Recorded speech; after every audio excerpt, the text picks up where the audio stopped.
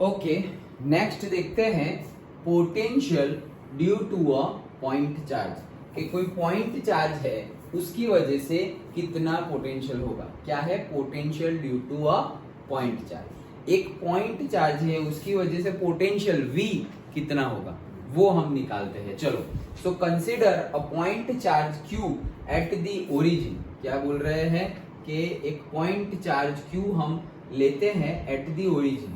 ये रही, यही फिगर हम लेते हैं, ये वाली given.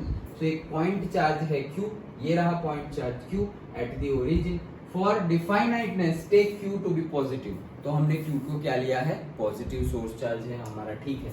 We wish to determine the potential at any point P with position vector R from the origin।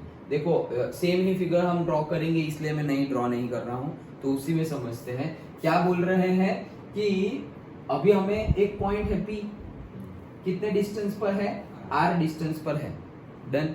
एक दूसरा पॉइंट है P डैश, कितने डिस्टेंस पर है? R डैश डिस्टेंस पर है। तो एक पॉइंट P R डिस्टेंस पर है, एक point P dash R dash distance पर है। अगर हमें उसकी डायरेक्शन एंड लोकेशन, मतलब दोनों मैग्नीट्यूड एंड डायरेक्शन दोनों दिखानी हो, तो हम वेक्टर का यूज करेंगे। तो वेक्टर, पोजीशन वेक्टर कहाँ से होगा? With respect to origin. हमने बोल दिया है ओरिजिन O यही है जहां पर हमारा चार्ज है। तो यहाँ से P तक का डिस्टेंस R है, तो यहाँ से यहाँ का वेक्टर हो जाएगा R कैप, और से R एरो ऐसे हम दिखाते हैं वो, ओके, वेक्टर R, ओके। और यहाँ से यहाँ का क्या हो जाएगा? Vector R dash, okay. तो ये P तक का है और P डैश तक का हो जाएगा वेक्टर R डैश। और दोनों के बीच में कुछ डिफरेंस भी होगा, वो डिफरेंस को हम क्या बोलेंगे? Delta R dash, done, okay. चलो आगे बढ़ते हैं। सो for that we must calculate the work done in bringing a unit positive trace charge from infinity to point P। तो अब हम क्या कर रहे हैं? यूनिट पॉजिटिव ट्रेस चार्ज, मतलब हम पोटेंशियल की बात कर रहे हैं। यूनिट बोला है ना, 1 कूलम चार्ज की बात कर रहे हैं, तो हम पोटेंशियल की बात कर रहे हैं। तो हम आएंगे कहां से? इनफाइनाइट से P पर आएंगे, और इनफाइनाइट पर तो 0 है, ओके। चलो, so for Q greater than 0, मतलब पॉजिटिव चार्ज होगा तब। पॉजिटिव चार्ज होगा, क्यों ऐसा बोलने की जरूरत क्या थी? बोलने की जरूरत इतनी ही थी कि हम 1 कूलम चार्ज ले रहे हैं, और यहाँ पर पॉजिटिव Q के लिए सोर्स चार्ज क्या लिया है? Positive Q। That means force कौन सा होगा? रिपल्सिव फोर्स होगा। तो हमारा एक्सटर्नल फोर्स वही कि इलेक्ट्रिक फील्ड कहाँ है? आउटवर्ड डायरेक्शन में है, उसकी डायरेक्शन इलेक्ट्रिक फील्ड की, और हमें उसके ऑपोजिट वर्क करना है। पहला वाला ही केस, डन।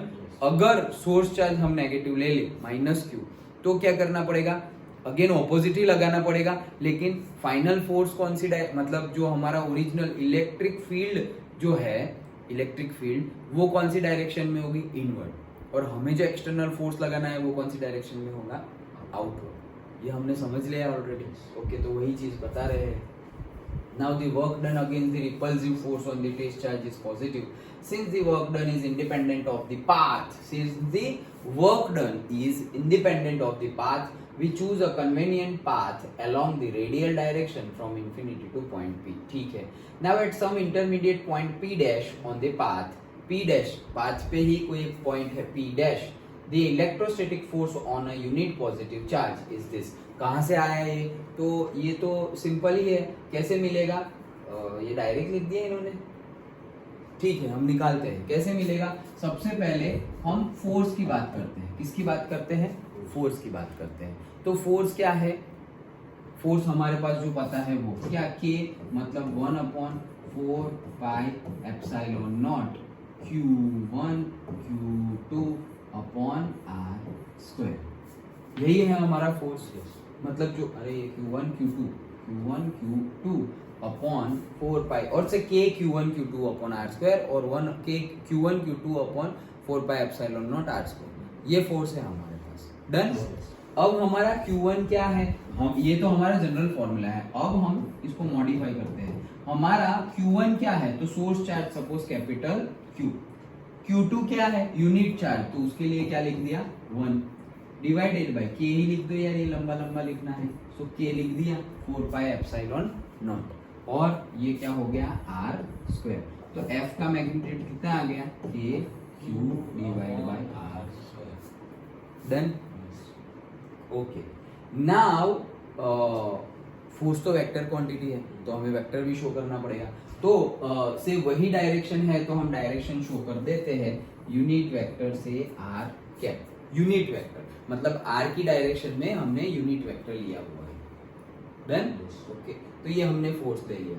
अब अगर वर्क की बात करें, किसकी बात करें? वर्क की। तो वर्क क्या होता है? Force into displacement. Okay, work क्या होता है हमारा? Force into displacement. ये तो याद है ना?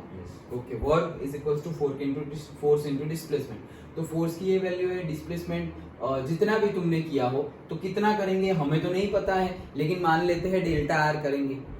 मतलब पहला था आर, दूसरा है आर डैश, तो मूव कितना करेंगे? डेल्टा आर, एक जगह से दूसरी जगह, जितना भी डिस्टेंस हो उनके बीच का। ओके, तो वो डेल्टा आर लिखेंगे। हमें तो यहाँ वैल्यू नहीं पता तो हम क्या लिखेंगे? डेल्टा आर, क्योंकि हमें डेल्टा आर के रिस्पेक्ट में तो पता है ना कि इतना आर है और इतना आर डैश है, तो ये कितना हुआ? Delta R. That's it, simple है। Done. P dash to P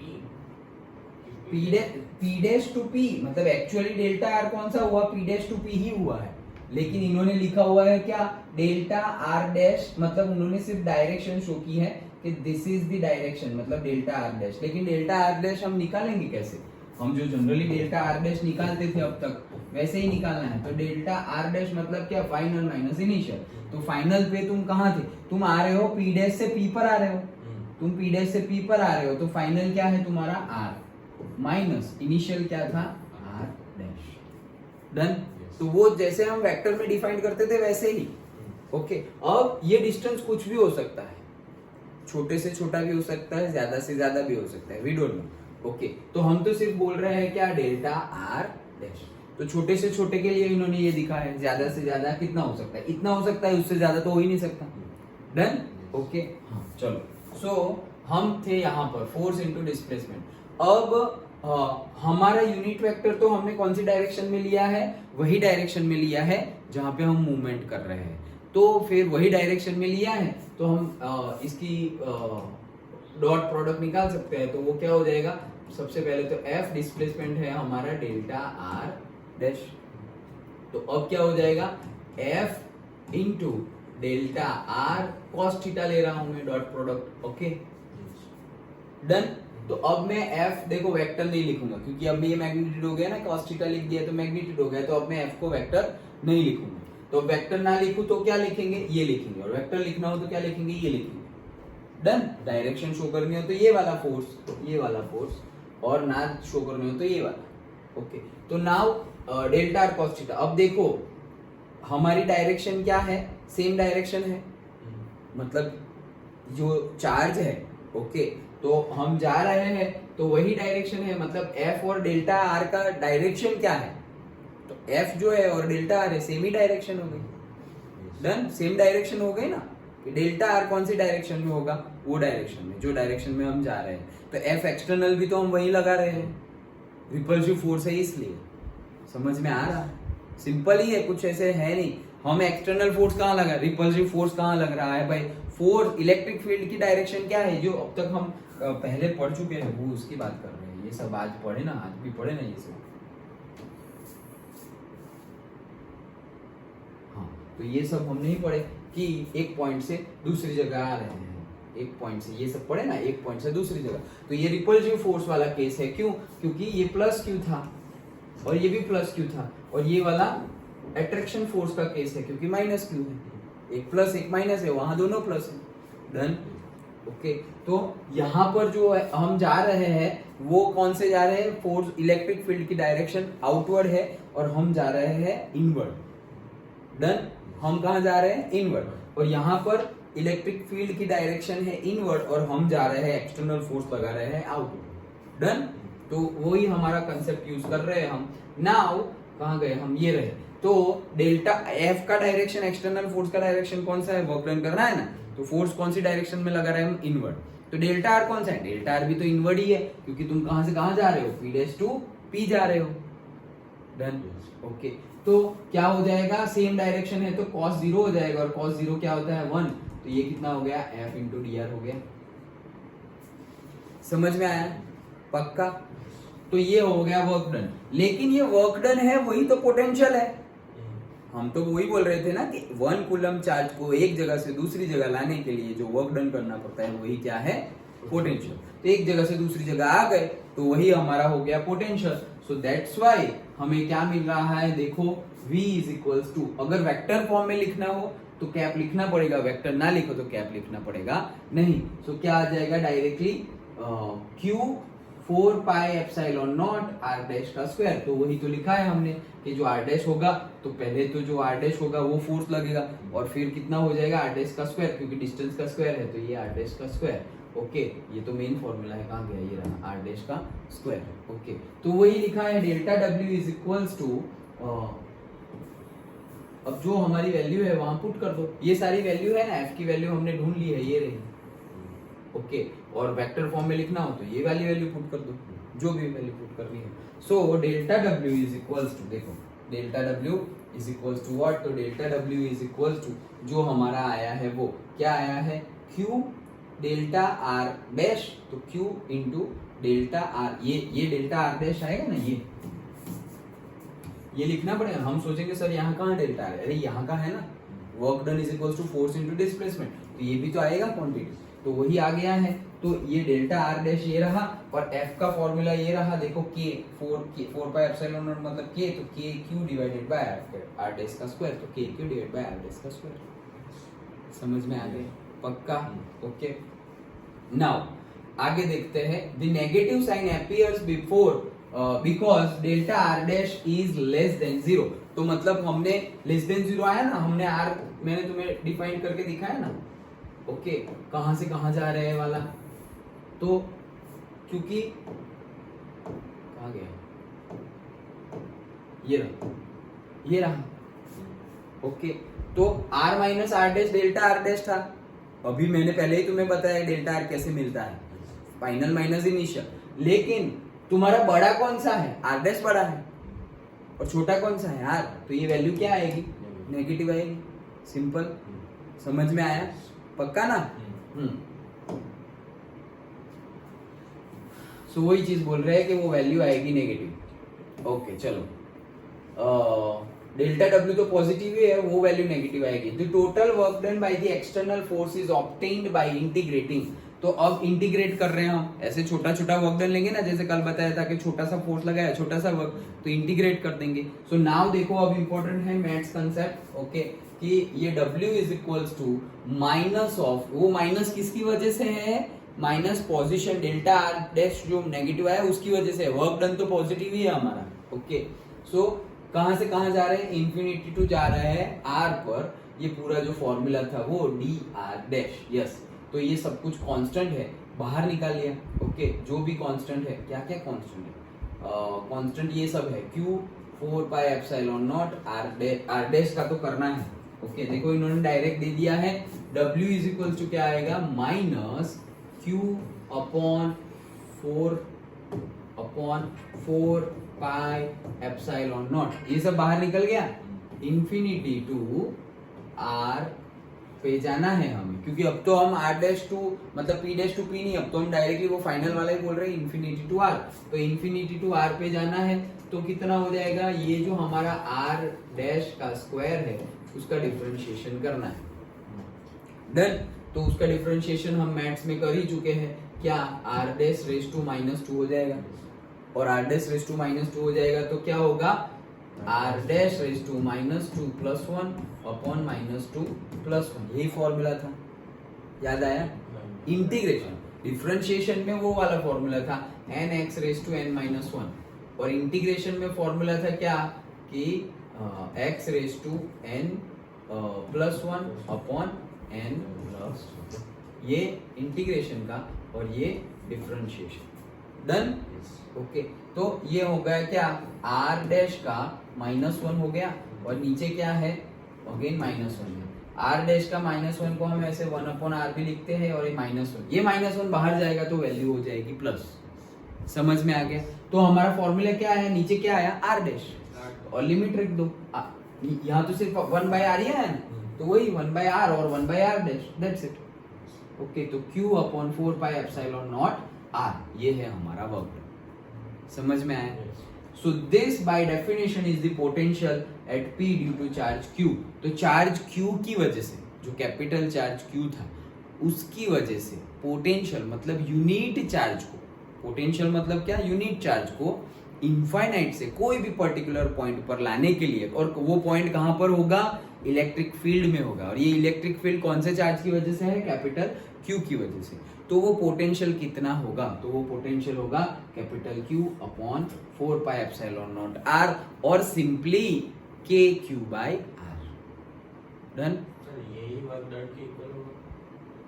यही क्या, वर्क डन के इक्वल होगा। हाँ, वर्क डन के इक्वल वही होगा ना। यस, ये जो वर्क डन हमें मिला वही है पोटेंशियल, क्योंकि हम वही तो बोल रहे थे कि अगर एक चार्ज को, कोई क्यू चार्ज को इनफाइनाइट से एक पॉइंट पर लाओगे, वो जो वर्क डन है वो उसमें स्टोर हो जाएगा, that is the electrostatic potential energy. और अगर यूनिट चार्ज को इनफाइनाइट से तुम एक पॉइंट पर लाओगे तो वही वर्क डन स्टोर हो जाएगा as a electrostatic potential. Done? तो वही चीज है यहाँ पर, यही वर्क डन, यहाँ पे देखो, यहाँ वर्क डन का फॉर्मूला और वही इलेक्ट्रोस्टैटिक पोटेंशियल का फॉर्मूला। डन? अभी अगर तुम ध्यान से देखोगे तो तुम्हें पता चलेगा कि हमारा E का फॉर्मूला भी तो यही है, KQ/r। KQ/r नहीं, KQ/r²। यस, KQ/r², r नहीं, बट मैचिंग ही है, सिर्फ इतना ही डिफरेंस है, r और r²। समझ में आ गया?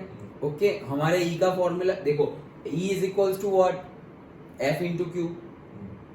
ओके, सो वो क्या हो जाएगा फिर, हमारा F तो था, सॉरी F इंटू Q बोला, F/Q, F अपॉन Q। तो F अपॉन Q, F क्या था, KQ1 Q2 अपॉन r²। उसमें डिवाइड बाई Q1 कर दिया सपोज, तो एक चार्ज तो कट हो गया, एक चार्ज बाकी रहता था। ये E का फॉर्मूला तो याद ही है ना, फर्स्ट चैप्टर वाला। ओके, तो ये और ये हमारा B, सिमिलैरिटीज देखने को मिल रही है, सिर्फ डिफरेंस कौन सा है, this is inversely proportional to r² and potential is, this is square of the distance का इनवर्सली प्रोपोर्शनल है, और वो सिर्फ डिस्टेंस का इनवर्सली प्रोपोर्शनल। डन? उतना डिफरेंस है। ओके, चलो, हाँ, तो वही डिफरेंस को हम यहाँ पर ग्राफ के तौर पे देखते हैं। देखो, वेरी इजी, बट समझना इंपॉर्टेंट है, नहीं तो फिर नहीं समझ में आएगा। देखो क्या है यहाँ पर, क्या है यहाँ पर, इक्वेशन जो भी हमने अभी इक्वेशन डिराइव किया, is true for any sign of the charge Q। मतलब कोई भी चार्ज के लिए ट्रू होगा। तो देखो, हमने पॉजिटिव चार्ज लिया था तो हमारा फॉर्मूला आया KQ/r, पॉजिटिव चार्ज लिया था। अगर हम Q नेगेटिव लेते तो वो क्या आ जाता, -KQ/r। सिंपल है। ओके, चलो दो, हाँ ठीक है, चलो नाउ वर्क डन, ये सब एक ही चीज लिखी हुई है, this equivalent is saying that work done. ठीक है, वो जो हमने किया वही सब लिखा हुआ है, तो जो हमें समझना है वो तो लिखा ही नहीं है। इंफिनिटी टू p नॉट, तो शोज दैट, यस, सिर्फ ये ग्राफ शो कर रहा है क्या, electrostatic potential is proportional to 1/r and this is inversely proportional to 1/r² varies with the r। वो तो हमने अभी बात की ना, लेकिन मेन चीज तो बताई ही नहीं है। मतलब ये इनवर्सली प्रोपोर्शनल है वो तो पता है, ये स्क्वायर के, और ये डायरेक्टली इनवर्सली प्रोपोर्शनल है 1 पावर के। लेकिन समझना क्या है यहाँ पर, वो देखो, समझना ये है हमें कि ये हमारा फॉर्मूला है, ये हमारा फॉर्मूला है, ये तो माइनस था, प्लस के लिए ये फॉर्मूला है। Okay, now if we are taking this distance r, this distance r, unit distance से 1 मीटर, कितना, 1 मीटर, मतलब तुम 1 मीटर के डिस्टेंस पे एक पॉइंट है और दूसरा पॉइंट है उसके 1 मीटर डिस्टेंस, यहाँ से यहाँ जा रहे हो। देन वो जो हम A to B या R to B जा रहे थे, वो उसके बीच का डिस्टेंस कितना है, 1 मीटर। तो if this is 1 metre, if Q is also same, ये यहाँ पर ये तो V का फॉर्मूला तो KQ/r, ये Q कौन सा है, सोर्स चार्ज, वो तो हमने ऑलरेडी 1 ले लिया है। ओके, तो if source charge is also same, मतलब हम एक ही कंडीशन, एक ही कॉन्फ़िगरेशन की बात कर रहे हैं। यहाँ पर कोई सोर्स चार्ज क्यू है, तो इसी के लिए ई भी लिखो, इसी के लिए वी भी लिखो, तो वी का फॉर्मूला ये रहा, ई का फॉर्मूला ये रहा। दोनों के लिए क्यू है, तो ऊपर तो देखो दोनों के लिए सेम है, के क्यू और के क्यू। और ये मैंने ले लिया क्या, R इज इक्वल्स टू 1, तो उस केस में क्या हो गया, V इज इक्वल्स टू हो गया। फॉर सेम कॉन्फ़िगरेशन K और Q में तो कोई K तो कांस्टेंट ही है, सेम कॉन्फ़िगरेशन है तो Q भी सेम है।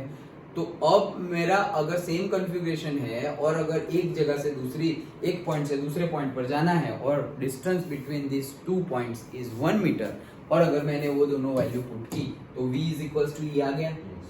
तो देखो यहाँ पर अगर 1 मीटर डिस्टेंस है दिस ग्राफ, ओके, तो ये ग्राफ किसका ग्राफ है, R का ही ग्राफ है। देखो variation of potential V with R, तो R के रिस्पेक्ट में ये क्या है, R ही है तुम्हारा, ये क्या है R, तो R के साथ साथ तुम्हारा E और V कैसे बढ़ रहा है वो यहाँ पर शो किया है। ओके, y एक्सिस पर क्या है, E और V लिखा है, ये दो और क्या, अरे अंदर दो ग्राफ ड्रॉ किए ना इसलिए। ओके, मतलब दो ग्राफ को कंबाइन किया है। ये दो कैसे ग्राफ है, सपोज ये दो ऐसे ग्राफ है कि एक ग्राफ ये सपोज है और दूसरा ग्राफ ये है, तो ये E R के रिस्पेक्ट में कैसा चेंज हो रहा है और ये V R के रिस्पेक्ट में कैसा चेंज हो रहा है, ऐसे दो ग्राफ है। लेकिन यहाँ नीचे का तो सेम ही है R, तो फिर उन्होंने दो ग्राफ को ऐसे ज्वाइन करके एक ग्राफ में बताया। डन। अभी जो हम डिस्कस कर रहे थे वो क्या था कि for R is equal to 1 दोनों सेम हो जाते हैं। तो देखो for R is equal to 1 both are coinciding, वो दोनों की वैल्यू सेम हो गई। समझ में आया, for R is equal to 1, simple है। ओके, अब R इज इक्वल टू 1 नहीं है sir, R is equal to 1 नहीं है, कुछ और है। सपोज 2 है, डिस्टेंस बड़ा है और बड़ा है 2 मीटर पर सेकेंड, ओके, वहां पे रखो 2, तो E का फॉर्मूला क्या आएगा, मतलब E के फॉर्मूला में वैल्यू पुट करोगे 2 का स्क्वायर 4 हो जाएगा, 2 का स्क्वायर 4 हो जाएगा, यहाँ पे बाई 2 हो जाएगा। तो जो ओरिजिनल वैल्यू है यहाँ पर 2 है और वहां पर क्या है 4 है, तो जो मतलब इसमें अगर V और E का हम फॉर्मूला निकाले तो ये हो जाएगा के क्यू डिवाइडेड बाय 4 और ये हो जाएगा के क्यू डिवाइडेड बाय 2। मतलब हम ऐसा बोल सकते हैं कि जो V है उसको तुम 2 से नहीं, इसको हम 2 से मल्टीप्लाई करेंगे, किसको, E को, तो twice E is equals to V, ये मिलेगा। ओके, ट्वाइस E इसको 2 से मल्टीप्लाई करोगे तो मिल गया ना भी। डन, तो ये मिला हमें क्या, twice E is equals to V, मतलब कि बड़ा कौन सा है, बड़ा V है, क्योंकि E को तो 2 से मल्टीप्लाई करोगे तब V जितना होगा। अंडरस्टूड, तो वो तुम देख सकते हो। देखो जैसे कि यहाँ पर हमने 2 कर दिया, ये 2 कर दिया, तो 2 के लिए ये एक ग्राफ ये रहा और दूसरा ग्राफ ये रहा, तो ये यहाँ वैल्यू मिल रही है अराउंड 0.5 और यहाँ वैल्यू उससे ज्यादा मिल रही है। जो कम वैल्यू होगी वो E की होगी, जो ज्यादा वैल्यू होगी वो V की होगी। तो ये ज्यादा ब्लू कलर का है, तो देखो यही है V, वही है V, ये V नहीं है, ये V है। ऐसे ही नहीं ड्रॉ कर देना है, चेक करना है। अंडरस्टूड, ये ग्राफ पूछा जा भी सकता है, इंपॉर्टेंट है। डन, तो कैसे ड्रॉ करोगे फिर, तो ड्रॉ तो यहाँ पे लिख दो R इज इक्वल टू तुम्हारा डिस्टेंस। अब ये ग्राफ एक तुमने ऐसे ड्रॉ किया, एक ग्राफ ऐसे ड्रॉ किया, तो ये अगर आगे है यहाँ पर तो ये यहाँ से ऐसे पीछे हो जाए। डन, तो अब ये आगे पीछे कैसे, ये हमारा क्या है 1, ये हमारा क्या है 1। अभी हमने डिस्टेंस बढ़ाया, अभी हमने डिस्टेंस बढ़ाया ना, ये 1 है 1, और सपोज हमने ये कर दिया क्या 2, ये हमारा क्या है 2। जब 2 किया तब हमें क्या मिला सर, V ज्यादा है और E कम है, ऐसा ही मिला। तो ये जो कम वाला है वो क्या है E, ये कम वाला जो है वो E है, तो कम वाला ये है तो E, और ये ज्यादा वाला है वो क्या है V, तो ये जो ज्यादा वाला है वो क्या है V। डन, कुछ भी याद नहीं रखना है, लॉजिकली जाओ तो समझ में आ जाएगा। अब आधा करके देखते हैं, क्या डिस्टेंस आधा करके 0.5 करके देखते हैं, तो क्या होगा कि ये वाला फॉर्मूला वापस। तो यहाँ पे क्या होगा के क्यू डिवाइडेड बाय आधा 0.5, मतलब उसको 1/2 लिखो तो ऐसे आ जाएगा 2KQ।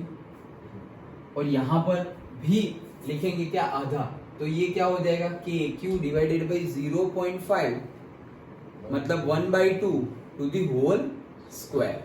तो 1/2 टू दी होल स्क्वायर मतलब 4KQ हो जाएगा। E इज इक्वल टू क्या हो गया 4KQ, और ये क्या हो गया 2KQ। अब रिलेशन निकालो, तो अब रिलेशन निकालोगे तो क्या हो जाएगा E is equal to twice V। इसको 2 बार करोगे तब ये आएगा। उल्टा हो गया, देखो अगर डिस्टेंस 1 से छोटा है तो रिलेशन उल्टा हो गया। तो अगर डिस्टेंस छोटा है तो बड़ा कौन हो गया, E हो गया। समझ में आ रहा है? पक्का? तो देखो ये ग्राफ, 1 से छोटा डिस्टेंस है तो अब निकालो। तो अब तुम्हारी V की वैल्यू आ रही है ये वाली, कौन सी, से 1.5 to 2 के बीच में, लेकिन E की वैल्यू आ रही है अराउंड 3। तो E ज्यादा हो गया, तो देखो ज्यादा ही है। समझ में आ रहा है? पक्का? ये समझना इंपॉर्टेंट है। ओके, देखो 1 से आगे V और E के बीच में डिफरेंट रिलेशन है। 1 के बाद मतलब डिस्टेंस 1 मीटर के बाद V और E के बीच में डिफरेंट रिलेशन है। रिलेशन तो सेम ही रहता है, लेकिन ग्राफ में कैसे दिखाना है वो मैं समझा रहा हूँ। समझ में आ गया? पक्का? ओके, तो यही थी हमारी थियरी। अंडरस्टूड? सिंपल था। हाँ, पी लो।